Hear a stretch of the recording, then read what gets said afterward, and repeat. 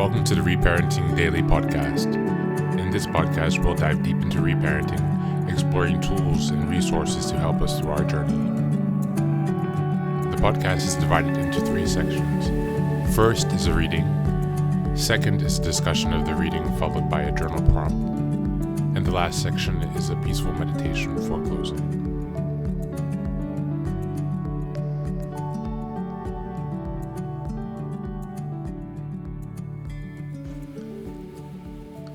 Good morning, good afternoon, and good evening from whenever and wherever you're joining us. Thanks for being here and taking some time to focus on your reparenting. Today's reading comes from the book Games People Play by Eric Byrne, MD. I haven't read this in a while. Coming back to another really good book. I definitely suggest that you pick this up.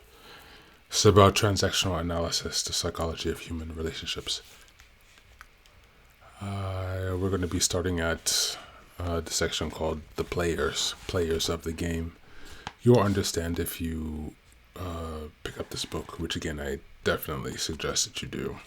It's an excellent read and will open your mind to things that I didn't even realize were going on around me on a constant basis. So this is one of the most enlightening books that I've picked up in the past few years.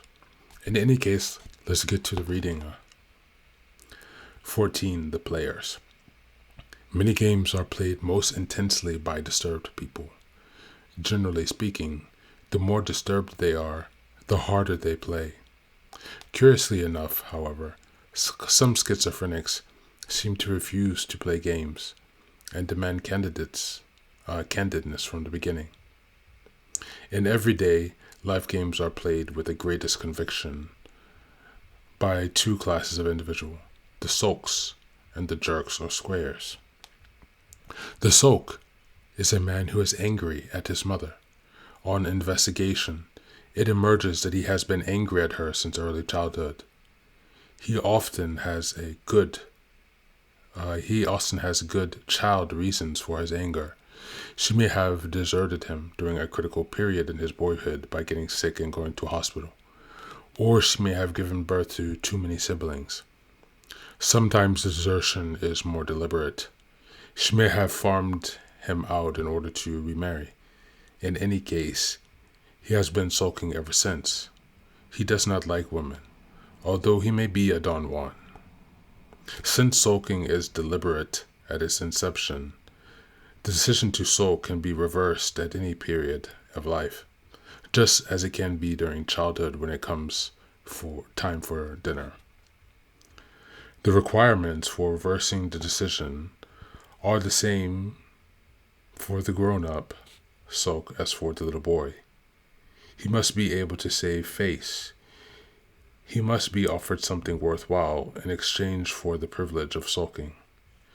Sometimes the game of psychiatry, which might otherwise last several years, can be absorbed by reversing the decision to sulk.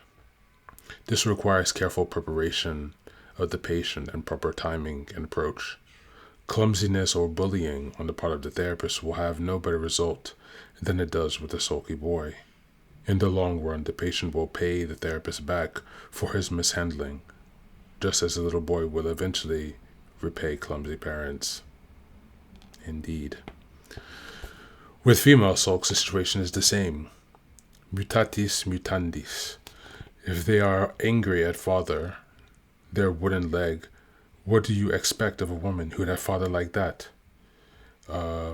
Must be handled with even more diplomacy by a male therapist. Otherwise, he risks being thrown into the wastebasket of all men are like my father. There is a bit of a jerk in everyone, but the object of game analysis is to keep it at a minimum. A jerk is someone who is overly sensitive to parental influences. Hence, his adult data processing and his child's spontaneity are likely to be interfered with at critical moments, resulting in inappropriate or clumsy behavior. In extreme cases, the jerk merges with the toady, the show-off, and the cling.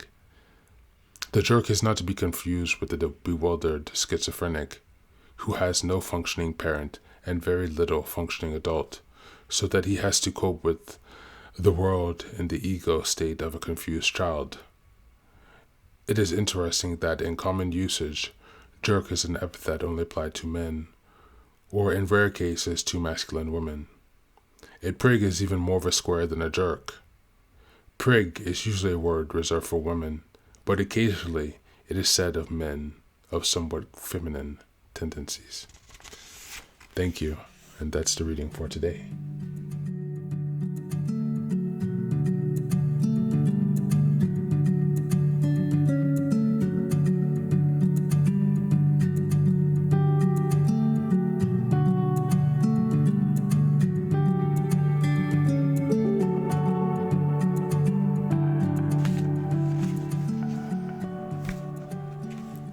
Hello, and welcome back.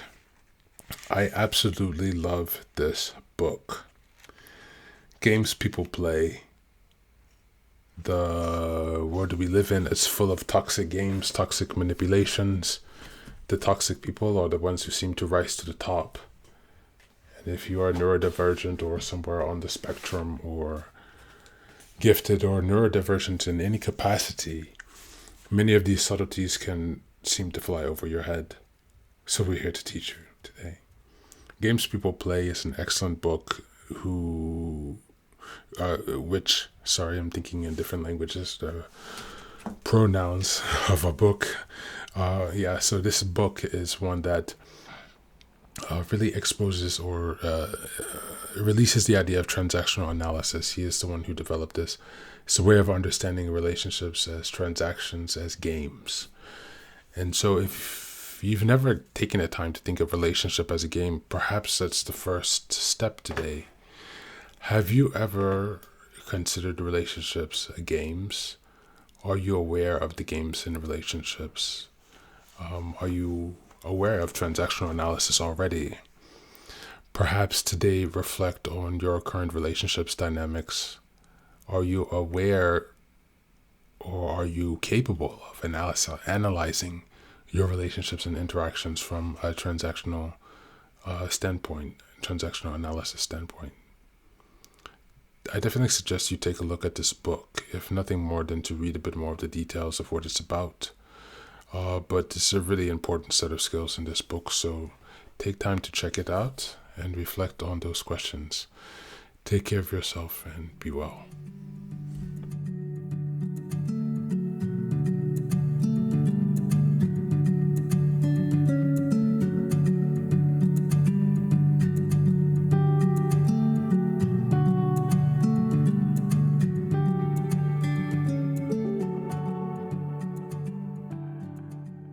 And now, let us move on to the final section, the meditation. This is an unguided meditation. I will simply provide some music and you can take some time to relax.